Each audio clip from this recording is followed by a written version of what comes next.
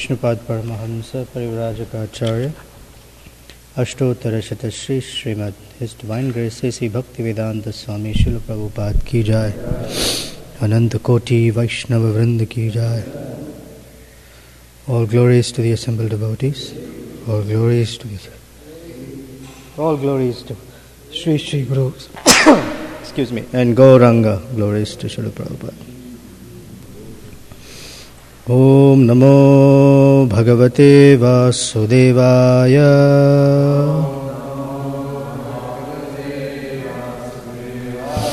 Om Namo Bhagavate Vasudevaya.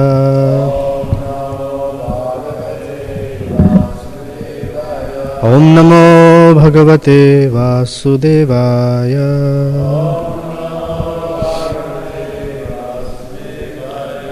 Grantraj Srimad Bhagavatam, Canto 4, Chapter 28. Puranjana becomes a woman in the next life. Text number 34.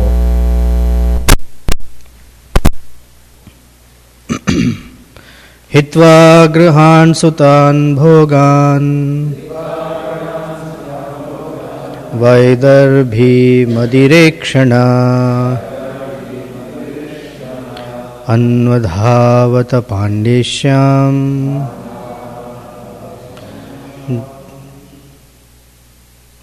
Jyotsneva rajnikaram Hitva grihan sutan bhogan Vaidarbhi madirekshana Anvadhavata pandeshyam Jyotsneva rajnikaram Hitva grihan sutan bhogan Vaidarbhi madirekshana Anvadhavata pandyesham Jyotsneva rajnikaram.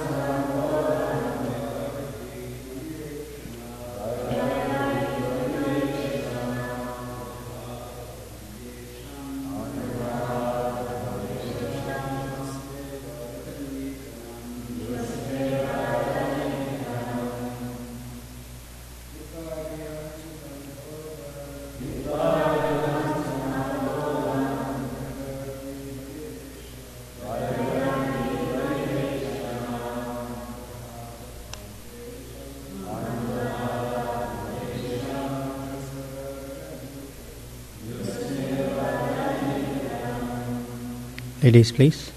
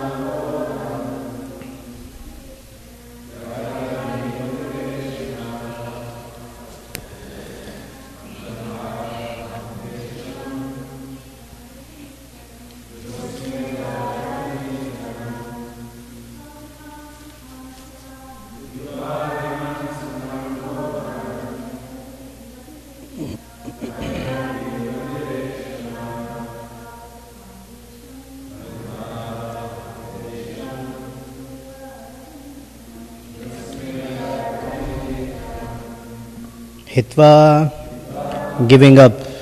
Gruhan, home. Sutan, children. Bhogan, material happiness. Vaidarbhi, the daughter of King Vidarbha. Madira Ikshana, with enchanting eyes. Anvadhavata, followed. Pandya Isham, King Malayadhwaja. Jyotsna Iva, like the moonshine. Rajanikaram, the moon. Translation and purport by Srila Prabhupada Ki Jai. Just as the moonshine follows the moon, immediately after King Malayadhwaja departed for Kulachala, his devoted wife, whose eyes were very enchanting, followed him, giving up all homely happiness despite family and children. Purport. Just as in the Vanaprastha stage, the wife follows the husband, similarly, when the spiritual master retires for Nirjana Bhajana, some of his advanced devotees follow him and engage in his personal service. In other words, those who are very fond of family life should come forward in the service of the spiritual master and abandon so-called happiness afforded by society, friendship and love. A verse by Srila Vishwanath Chakravarti Thakur in his Gurvashtaka is significant in this regard. Yasya prasadat bhagavat prasadaha. A disciple should always remember that by serving the spiritual master, he can easily advance in Krishna consciousness. All the scriptures recommend that it is by pleasing the spiritual master and serving him directly that one can attain the highest perfectional stage of devotional service. The word Madirekshana is also significant in this verse. Srila Jiva Goswami has explained in his Sandarbha that the word Madira means intoxicating. If one's eyes become intoxicated upon seeing the deity, he may be called Madirekshana. Queen Vaidarbhi's eyes were very enchanting. Just as one's eyes are Madirekshana when engaged in seeing the temple deity, unless one is an advanced devotee, he cannot fix his eyes on the deity in the temple.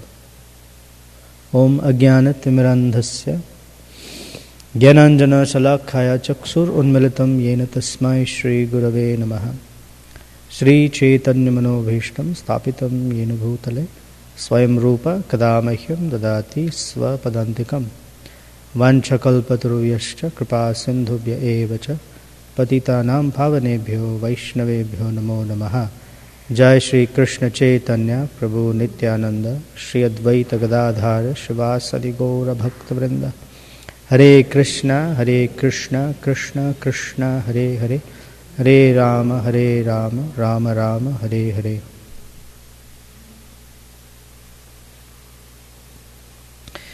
I'm sorry I'm giving class today. Usually my turn is on Thursday and Gokulananda Prabhu's is on Wednesday. But we've switched. So I'm not mentally prepared, nor I'm sort of the past few days that we've been out to Gita Nagari. I know the storyline, but I'm not sort of tuned in. So please forgive me ahead of time. Some things to remember. This is Vaidarbhi, is King Puranjana, who's been born again as Vaidarbhi, the daughter of the king of Vidarbha, and he marries the king of Pandya.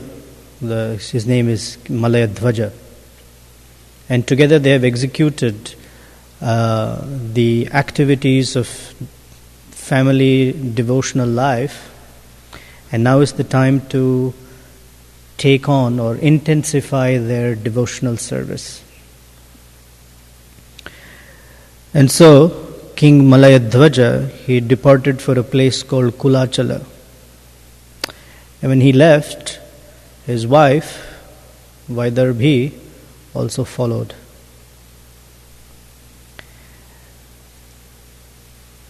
So that's the principle. That's a story. The principle that in that relationship of chastity, Vaidharvi left or followed King Malayadhwaja into the forest, voluntarily giving up the comforts of home, family and other facilities. The second part is Madhira Ikshana, that is the eyes being enchanted by seeing the deity of the temple. Madhira means intoxicating. So what is intoxicating to the eyes is the object that it gazes upon, and that object is Krishna, the form of Krishna. So there's a very wonderful pastime in the life of Sri Ramanujacharya, and that's what's coming to me now. And the third is, today is the disappearance day of Srila Baladeva Vidyabhushana. So we will try to connect one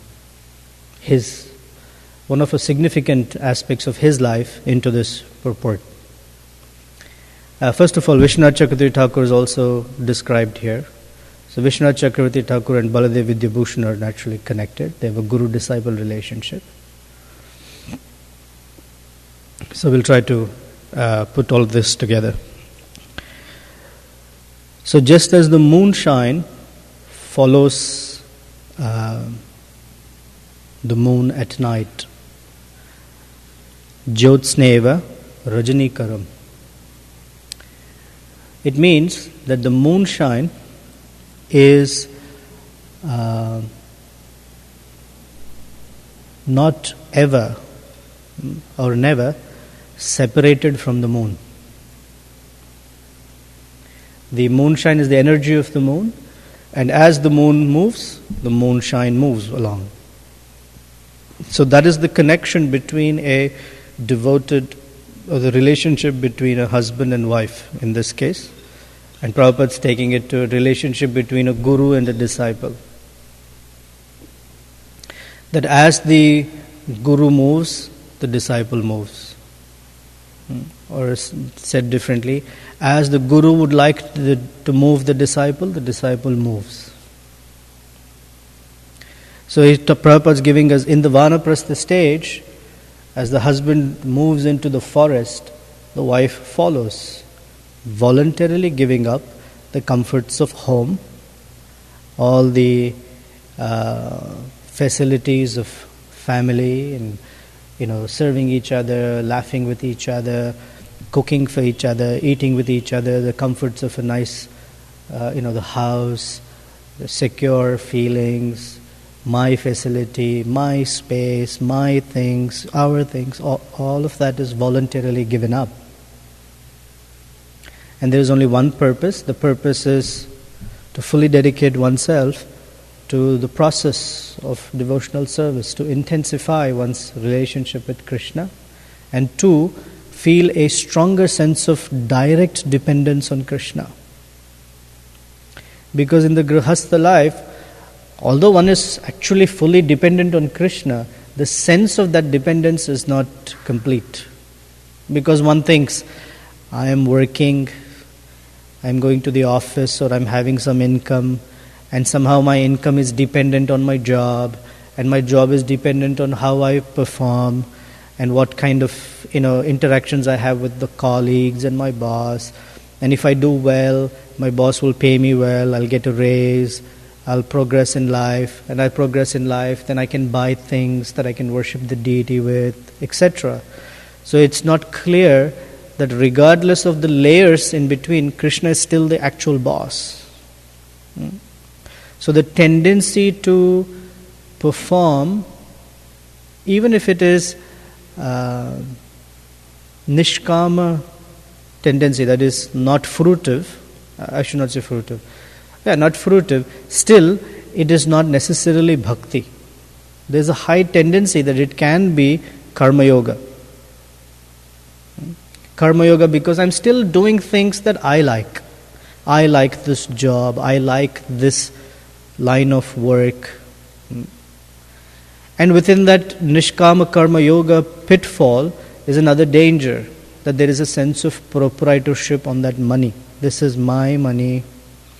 I pay so much for this, I pay so much for this, I give so much charity and donation to Krishna's temple once in a while, for this festival, for this situation. But this is, I decide how my money is going. After all, I'm earning it. And I want to give in charity. And I thank Krishna because, the economic situation is not good. Somehow my job is still there. I thank Krishna that my boss is not too upset with me. This is all still within the jurisdiction of Karma Yoga. It is purifying, but it is not the fire of pure bhakti. So when one comes to the Vanaprastha stage, one understands now's the time to intensify the fire of devotional service. Ideally, it's nice, even before that one can perform bhakti yoga. That is, that the activities are performed with full understanding that this is service unto Krishna. And Krishna can change that service any moment he likes, and that's fine. But right now I'm engaging in this kind of work, whatever that work is simply for my purification. Krishna can call me to his service any moment, and I'm ready to drop it.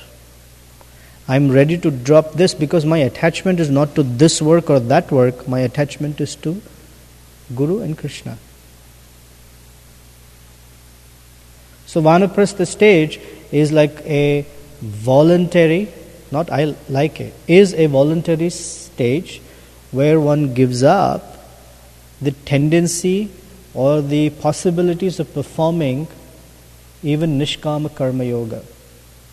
And one goes to the forest, physically moves away from the comforts of home and all the babble of grandchildren and all the problems of family life and this property issue, that issue, construction of a new house. All of that is kept aside. That is not a concern anymore. So it requires like a severe detachment. And, by the way, if that detachment is not cultivated during the Grahastha life, then when the Vanaprastha stage arrives, that detachment becomes impossible. At best, difficult. And the difficulty is that one doesn't, one of the symptoms of that difficulty is one doesn't get a clear sense of when is the right time to do it. Few more years, maybe then. Few more years, maybe then. Just let my, son graduate, then maybe. Let my son get married, maybe then. Grandchild is very young, right now it's the time. The Kailash story, it repeats. So when there is lack of clarity as to when is the right time. Therefore in the previous ages, the demarcations of the phases of life were according to age. That way there was no argument. At 50 you move on. At 25, if you decide to get married, that's the time to get married. Till 50 you work on it. At 50, move on. Assuming that they lived till 100. So they had 50 more years to cultivate full Krishna consciousness. Now people don't live till 100. People don't live till 80. Things change. So one is very efficient at putting the first 25, 50 years in place, and then the rest will say, I don't know. Krishna cut out the back half of my life. It's not my fault. That's not how it is. So in 100% of life, 50% is used for exclusive pursuit of Krishna consciousness. And it's nice that it's the back half. There is a reason, because in the first half, one is too disturbed, distracted, immature. Although ideally, one track is 100% of one's life is devoted to exclusive Krishna consciousness. If not, then at least 50%. And in that 50%, the wife is also given that opportunity that she can go with the husband, follow the husband into the forest. The other day we were talking to someone, I forget who, some children I think, and we were saying nowadays people don't get into Vanaprastha because there are no forests. So where will they go? They have forest preserves. But forest preserves are not places of cultivating exclusive dependence on Krishna.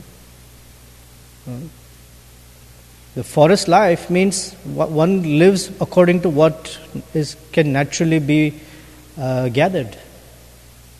Simple. One of the things in Vanaprastha life is no cooking actually. But even if they cook with the bare minimum. It's not like the supermarkets and all the varieties of spices and herbs, and today I will have something with basil, tomorrow it's the oreganos and it's the thyme, and today is the rosemary. All that's not there. It's all dry leaves and whatever is available. Simple. Roots and berries and fruits and things like that. All right. Nowadays, that may not be realistic to follow, but the idea is that it's very simple. Very, very simplified lifestyle.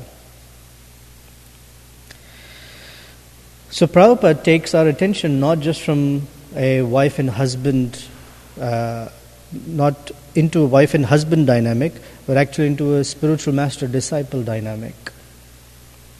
Because the relationship in one sense is similar, that it's a relationship of chastity, or said differently, it's a relationship where the disciple's perfection is to move according to the will of the spiritual master.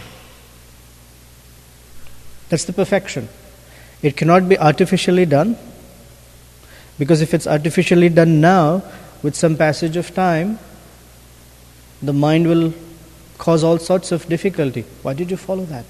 Why did he instruct you like that? Or you shouldn't have followed that at that time. Something, whatever ways that it manifests. So it's progressively cultivated, but the perfection of a disciple's life is to move according to the will of the Guru. And the Guru has only one will. May my disciple fully realize Krishna. So anything that the Guru does to help a disciple has that one purpose behind it. There is no other purpose. So here Prabhupada talks about very nice statement. In other words, those who are very fond of family life should come forward in the service of the spiritual master and abandon so-called happiness afforded by society, friendship and love. The call to action for a disciple is to voluntarily step out of the comfort zone and take on whatever is that, we'll call it difficulty for now. It's actually called tapasya, but we'll call it difficulty. Take on that difficulty simply to render service to Guru. Generally, what's the phenomenon is, a person serves Guru or Krishna once he or she is comfortable.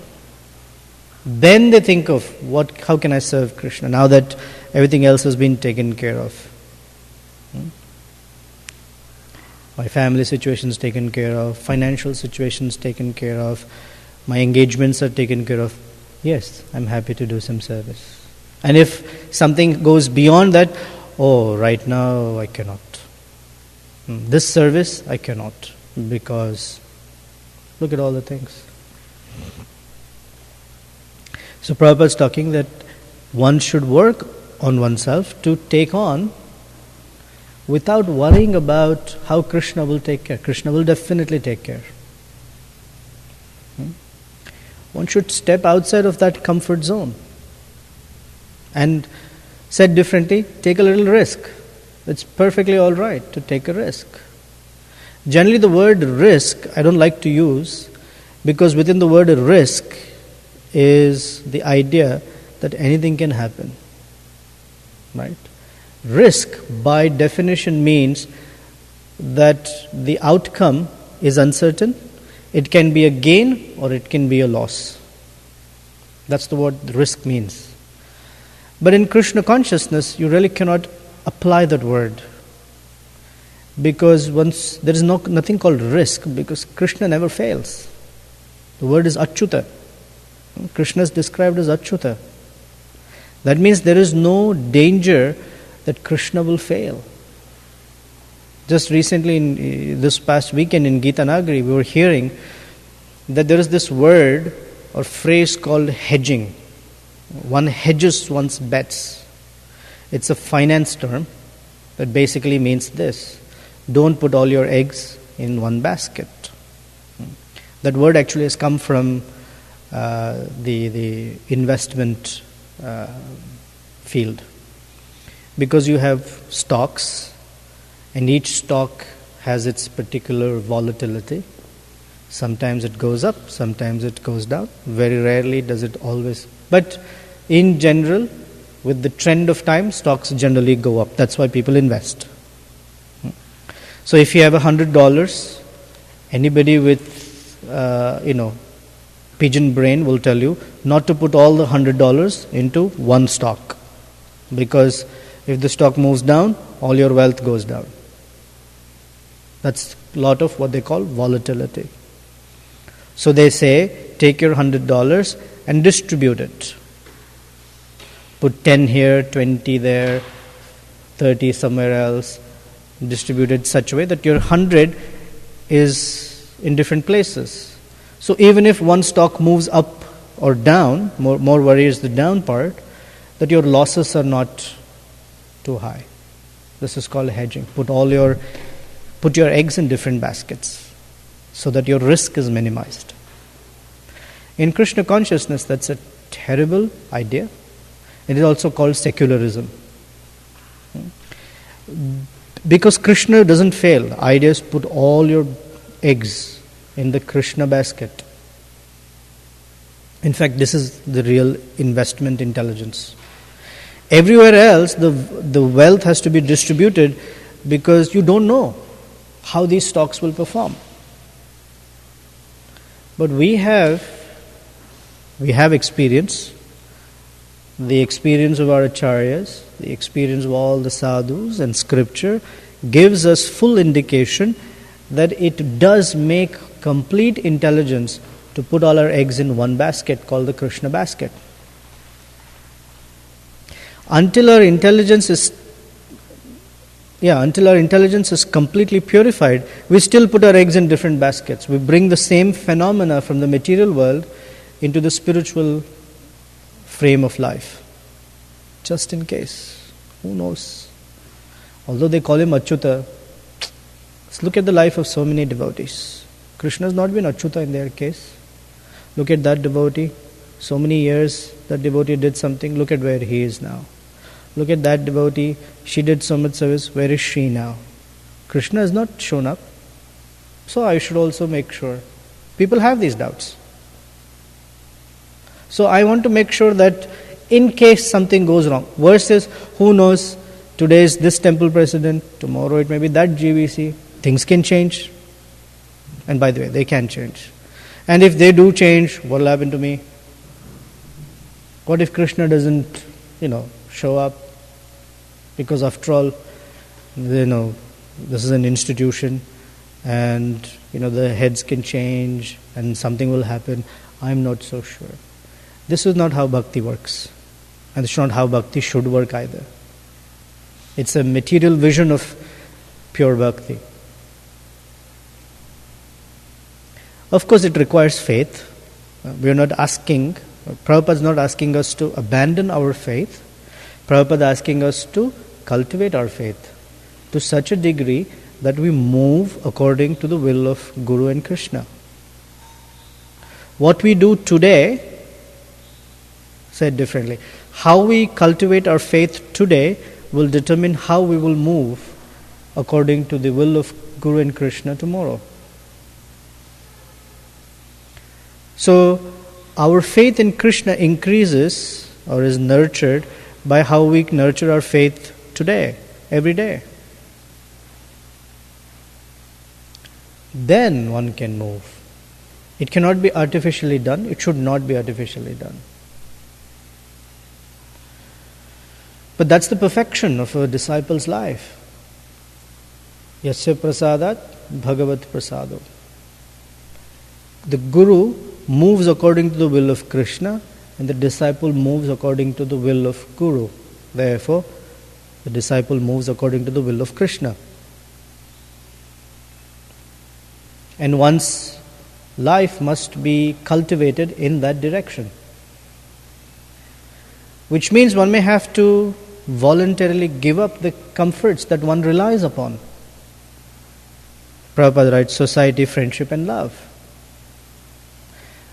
Said differently, one looks for all of that in one's relationship with Krishna.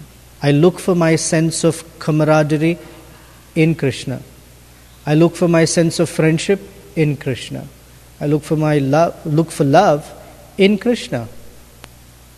Because only that is true. Regardless of time, regardless of circumstance, and regardless of what body one is in, there is one relationship that is always true. One's relationship with Krishna. It's always true. It is eternal. Anything else can change. So I'm looking for fulfillment in that relationship. And that relationship, we just read recently in Gita Nagari, that relationship is not a one-to-one relationship. It is a one-to-many, because Krishna does not mean Krishna alone. It means Krishna and Krishna's devotees.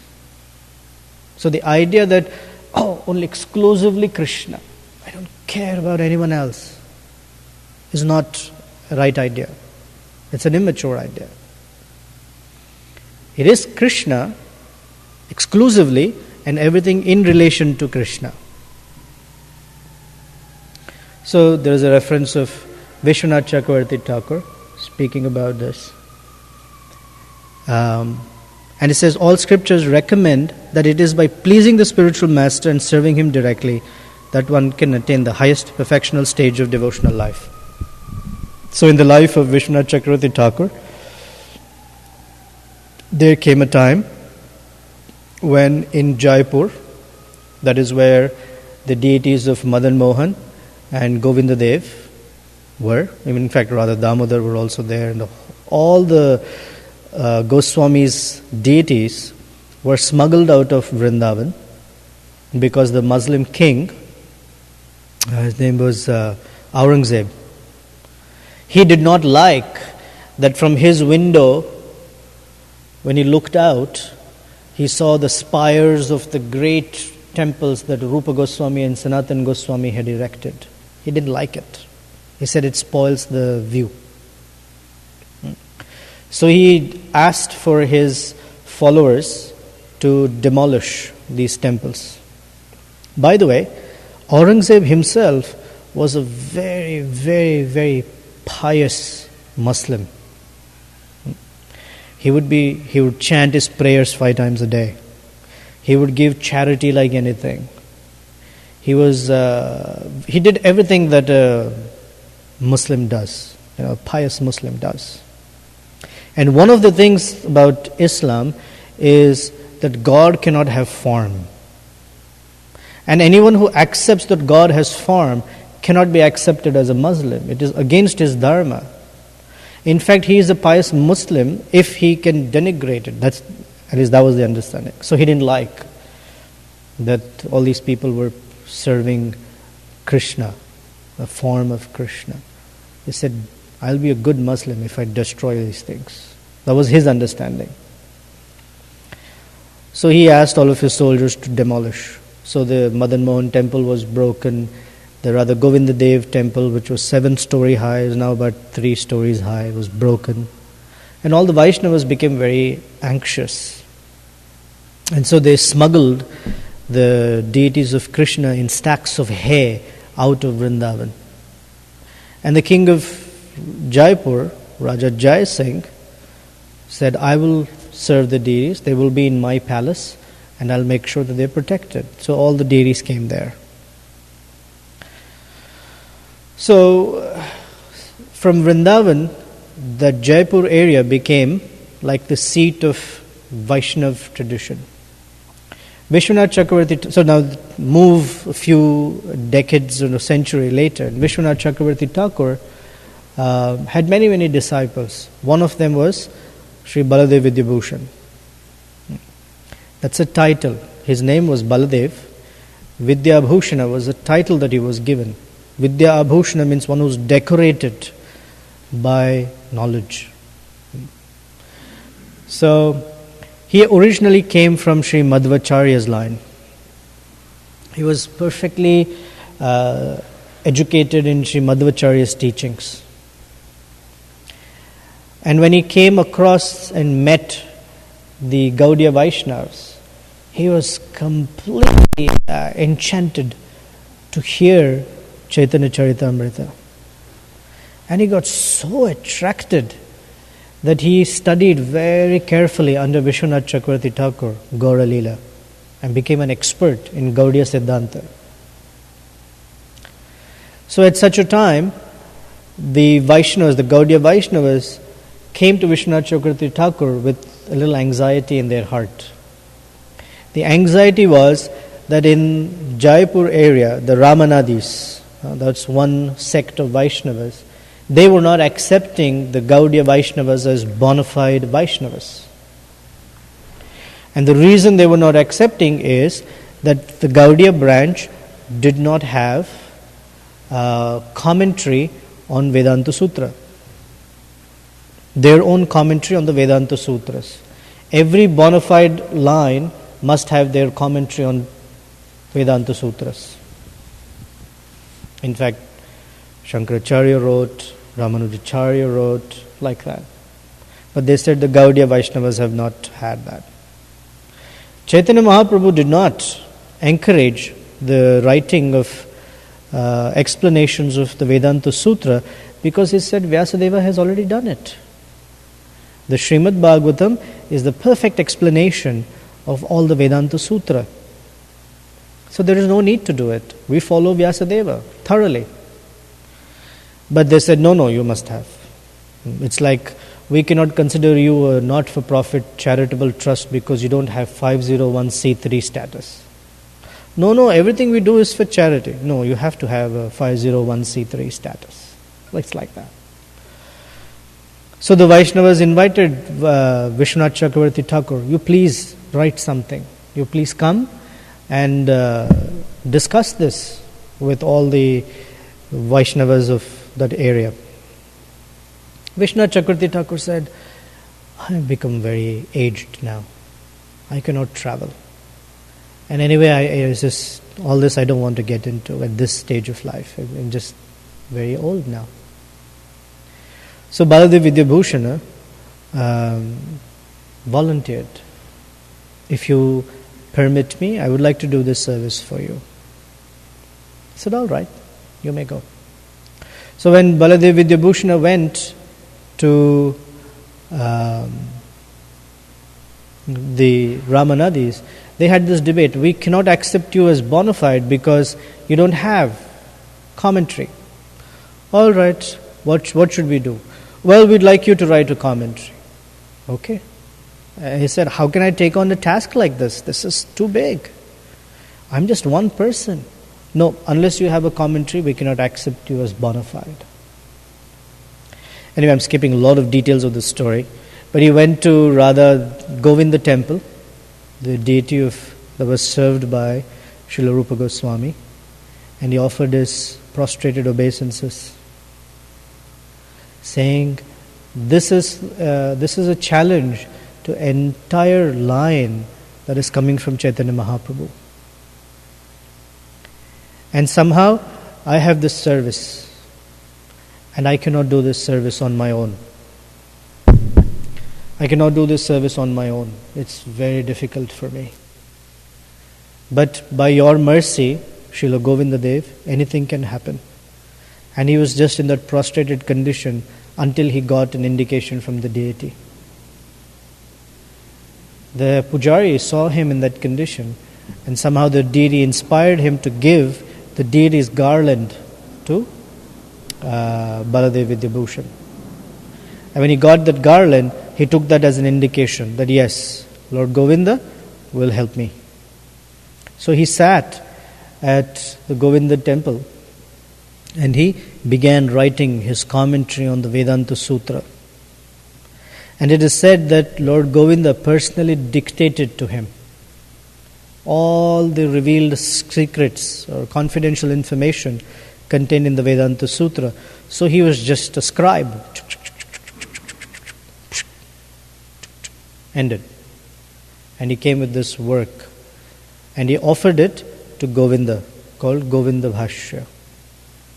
One of the exercises we did in Gita Nagari is Ramapad Maharaj had some questions put up, and he asked us different examples from scripture. So this is not scriptural, but one of the questions was, where are the instances in scripture where the credit was given to the right person in the right place in all circumstances? So there were many scriptural examples. In our history, this is one of the other ones. That he named that particular work Govinda Bhashya, means that which is spoken by Govinda. And he did it in such a short time, that when he brought it to the Ramanadis, they were shocked. They said, "Did you download it from somewhere?" They said, No. This is what I have written. And they scrutinizingly looked at it, all the scholars, and they said, "Wow, we haven't seen any work so thorough, so perfect." They said, "It's all Lord Govinda's dictation." And so they have accepted, yes, the Gaudiya line is a perfectly bona fide Vaishnava line. And so Baladev Vidyabhushana is credited with making or establishing the Gaudiya Siddhanta as a thorough, perfect and pure Siddhanta in the neo-modern, I guess, or the modern age of Vaishnava history. So very, very important contribution to our Gaudiya Siddhanta. And that's what is being driven by his Guru's teachings. Yasya prasadat bhagavat prasado. That Bhagavat Prasada, Lord Govinda's mercy, descended because he had thoroughly pleased Vishwanath Chakravarti Thakur by being a student. One of the best ways of pleasing the Guru is by being a very simple student, without too much complicated brain. This simplicity is what is the most attractive quality. Simplicity does not mean keep your intelligence at home and the intelligence can go on vacation. But it means that the intelligence is utilized for this one purpose, that I should follow the dictations of my Guru. When intelligence can tell us that means we are simple-minded. And Baladev Vidyabhushana did that. So Bhagavat Prasada followed. Krishna's mercy always follows the devotee's mercy. Always, always, always.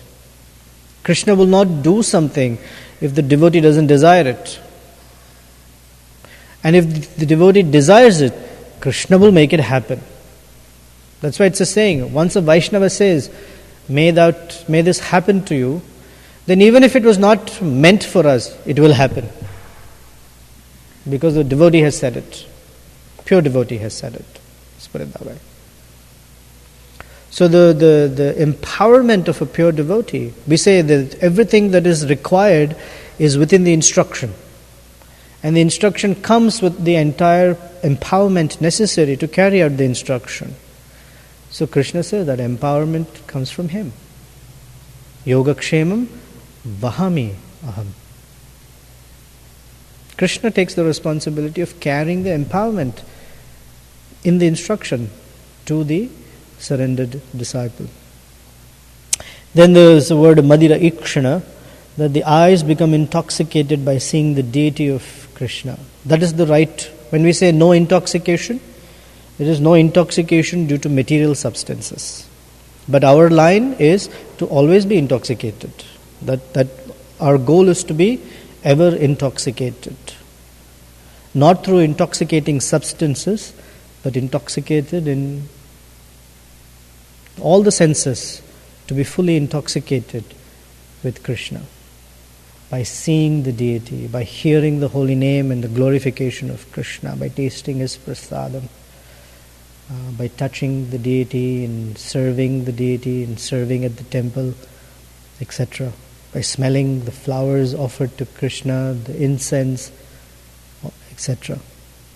We do follow intoxication. In fact, the devotees are meant to be always intoxicated, but with Krishna. So I'm looking at the clock here. There's a story of Ramanujacharya's life. One time, Sri Ramanujacharya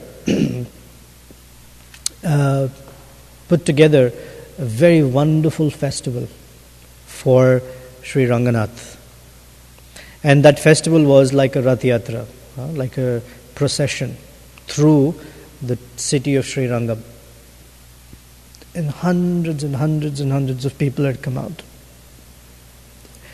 And it's not like a silent protest march or something. It's a very loud, boisterous parade with all the Brahmanas reciting mantras from the Vedas, reciting all the works of the Alvars with full, recitation in poetry and meter, with drums and bugles and conches, and the whole city was completely resounding with the glorification of Sri Ranganath.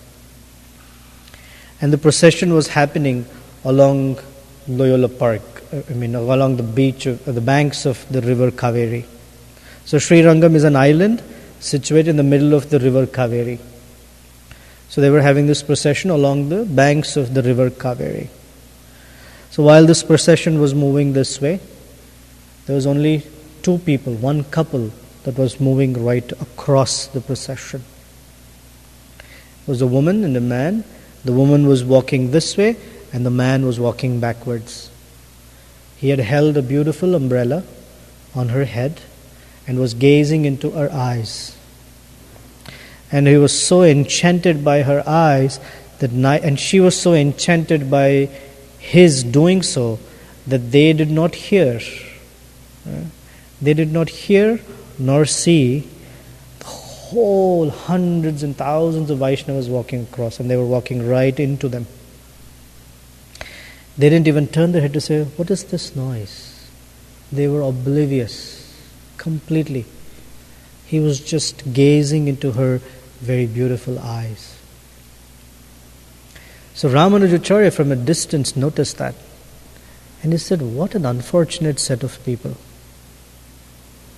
So unfortunate that the Supreme Personality has himself come out and glancing at everyone, but these two are so absorbed in each other. And I wonder what it is. What it is about her that he is so lost. So he sent one of his servants. Please ask him. So when the servant tapped this man, he didn't respond. So he had to tap him, shake him. Say, yes, what is it? Why are you disturbing me? Our Acharya would like to speak with you. He said, what a disturbance. He came in front of Ramanujacharya with respect and said, how may I serve you? He said, I've been noticing you two have been walking like this, thousands of Vaishnavas, all these sounds and gongs and bang, bang, bang, all this is going on and you don't even notice. He said, procession, I was lost. Yes, what were you so lost in? I was lost in her charming eyes. They are so captivating. I have not seen anything more beautiful than this pair of eyes. So Ramanujacharya challenged him. If I show you eyes more beautiful than these two, what will you do? He said, I promise you that I will surrender my life to those in the service of those eyes. Because there are no such eyes more beautiful than these two. Ramanuja took up the challenge, blindfolded the man and took him. Took him straight to Ranganath. It was the time of the Arati. And Ranganath is this massive deity lying down on Anantasesha like this, with, from his navel Lord Brahma and all the demigods. In fact, his hand is on Lord Shiva and all the Brahaspati and the sages, all are there. It's a very, very magnificent deity. And the pujari was taking the big blazing lamp and waving it from the feet towards the face. So exactly at the time when the lamp was right at the face of the deity, Ramanujacharya removed the blindfold for this person and told him, gaze into these eyes. And when he saw Ranganath's eyes, he lost it. And he was an honest man, he told Ramanujacharya, you're right. These eyes are the most enchanting. Madhira Ikshana. And I'm so intoxicated by these two eyes, I was wasting my time gazing into something material like that. So I offer myself in complete service unto you. In fact, that woman also married him, and his name was Dhanurdas. And Dhanurdas and his wife became fantastic disciples of Ramanujacharya. There are many stories of Dhanurdas, one quick one. So like this, Madhira Ikshana is that the deity can be most enchanting when one properly is guided by the spiritual master. Outside of guidance of spiritual master, one can say deity is a very beautiful, this thing, that thing, but it doesn't really intoxicate the senses. One will see it from a material perspective. Madhira Ikshana means to see the deity from a spiritual perspective. From a material perspective, it's a stone. Generally people think, I am alive and the deity is a stone. It's the other way around. He is alive and we are stone-hearted. This body, this morning I was hearing Prabhupada saying, this body is dead. You're carrying a dead body with you. You're decorating a dead body. And he called it, what's that verse? Mandanam Lokaranjanam. But it's the phrase that says decorating a dead body. Apranasya dehasya. He kept saying, you're decorating a dead body. You're decorating a dead body. Because the spirit soul is the one that's alive. The body is dead. And he said the best evidence for that is as soon as the soul leaves, we call it dead. Because already is dead. It's like a car, he gave the example, it's like a car. Just because you sat in the car comes alive and can move to places, it doesn't mean that the car is alive. As soon as you're done, you walk out of the car just stands there. It's called parking, it's sitting there all night, all day. Like that.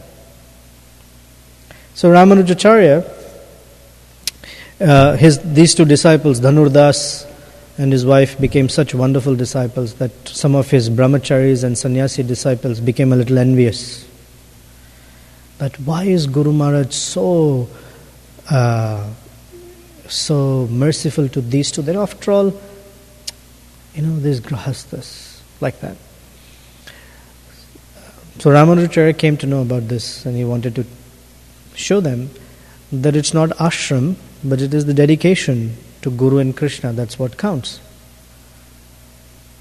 So one night, he asked one of his personal servants to go into the ashram and change things in the ashram. He took one brahmachari's dhoti and mixed it with another brahmachari's dhoti. He took one brahmachari's kopina and mixed it somewhere else.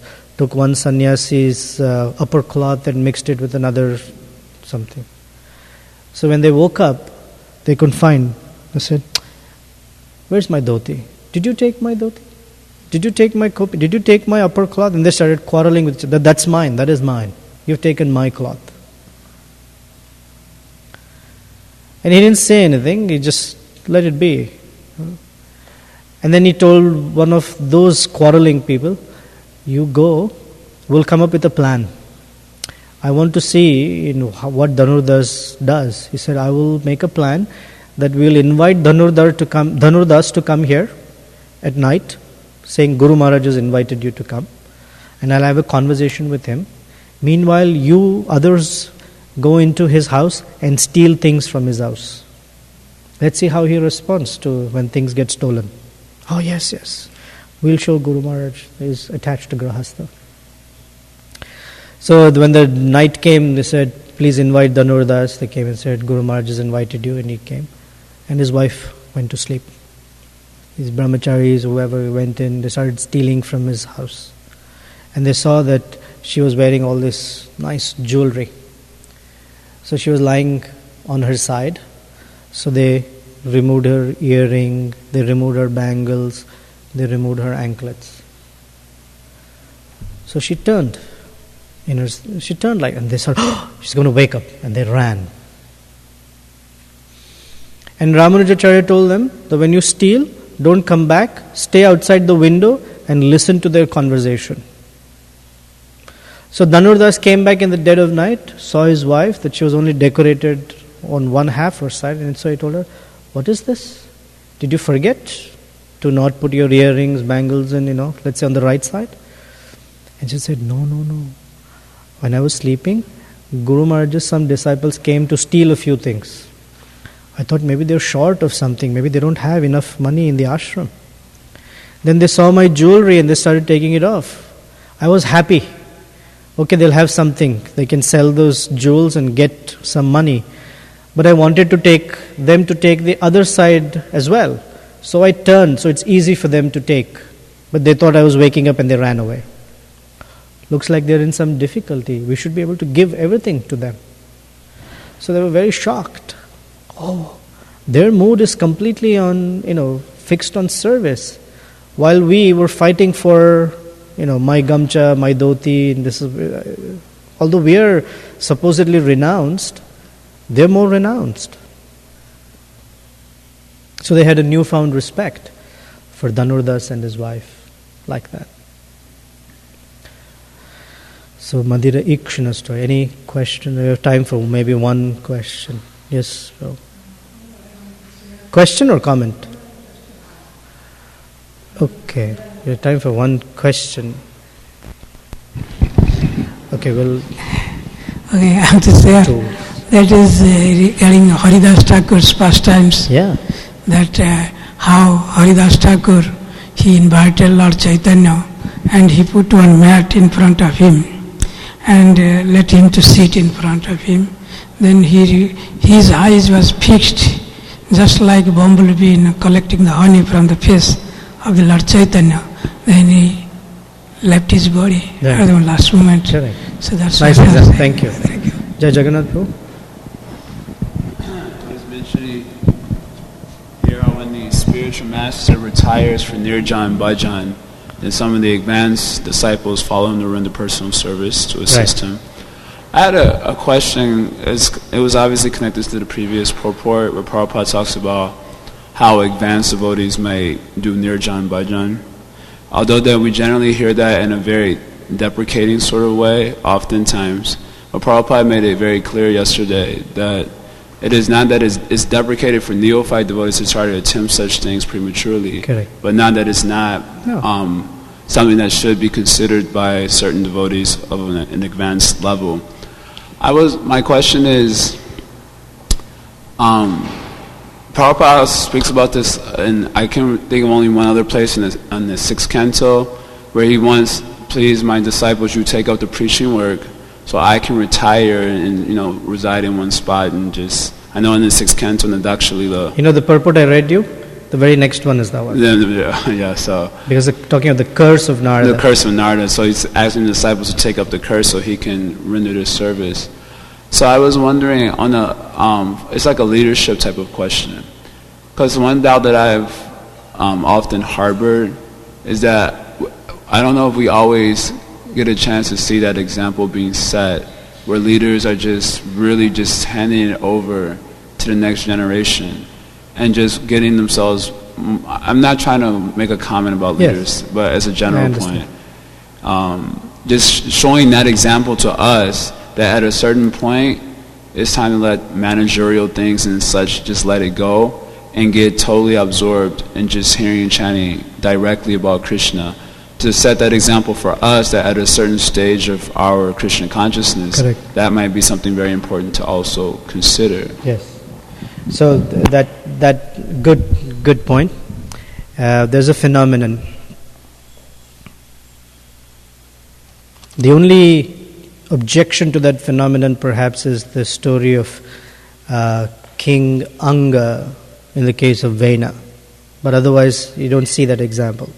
The idea that previous kings or previous leaders could walk into the forest is because they left behind well-trained heirs. So that detachment was easier. We have trained, now they're...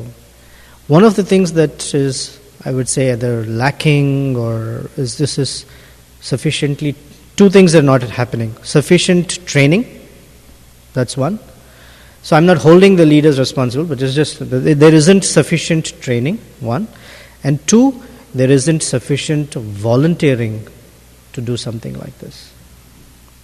The devotees are not volunteering to step up and take responsibility. No, management, not for me. I don't want to. This is not for me. Although they may be by nature, or they have sufficient, training and, let's say, purity that is necessary to do this service. I'm not saying that they're pure devotees. They have necessary purity and strength and capacity. They're not volunteering. So both need to happen. For the leaders to step out, the younger generation must be willing to step in, because this is Prabhupada's movement. That is what is my understanding. Maybe it's just one-sided view, but that's my understanding. And the second thing is, on a positive note, there is the devotees in the GBC planning have recognized this. And there is a whole committee called succession planning. There are all these Vaishnavas at a senior level who they have I'm just going to call it a team from across the ISKCON around the world, whose main function is to plan for succession. Who will be the next generation of leaders? Not just GBC, but next generation of leaders. And they could be leading, let's say, Bhakti Vrikshas, they could be leading temple, they could be leading a community, they could be leading just ideas and volunteering to do so. And how to nurture them, how to encourage them. What are their doubts and concerns, or some things that might be there, what happens if. So the society wants to create a structure and environment where this can happen, where even there are young persons, let's say, who want to do something, but they might be like, what happens if, what happens then, what happens if. So these things are taken care of to encourage the next generation of leaders. Because whether one likes it or not, the current generation of leaders, even if they don't want to leave, time's coming.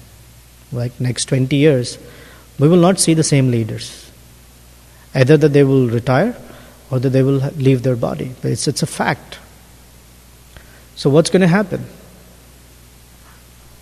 Those who are in the younger generation must want to step up and take up responsibility. It's not titles. Now I am such and such. That's not the title. That for Prabhupada's movement, I'm taking this responsibility. Like there's taking responsibility of, let's say, brahmacharya ashram, in your case. In my case, it's taking responsibility for a household life and other things. We have taken up these responsibilities as part of Prabhupada's movement. Otherwise, before that, we didn't even know what brahmacharya means, right? And it's the environment in which environment that Prabhupada has created, that we are executing the duties of, for now only ashram, let's say. It's a responsibility we've taken. And you take that responsibility very seriously, and I take my responsibility very seriously, and likewise others take their responsibilities very seriously. That's from our side. So from the older generation side, they can really do work that is more scriptural than managerial. GBC spends, or the leaders spend most of their time doing what? Solving the mistakes untrained neophytes have done, unfortunately. So it's an existing issue. And I think there is an idea of recognition of it, and some efforts are being made in that direction. Okay, thank you very much. Srila Prabhupada ki jai, Srimad Bhagavatam ki jai.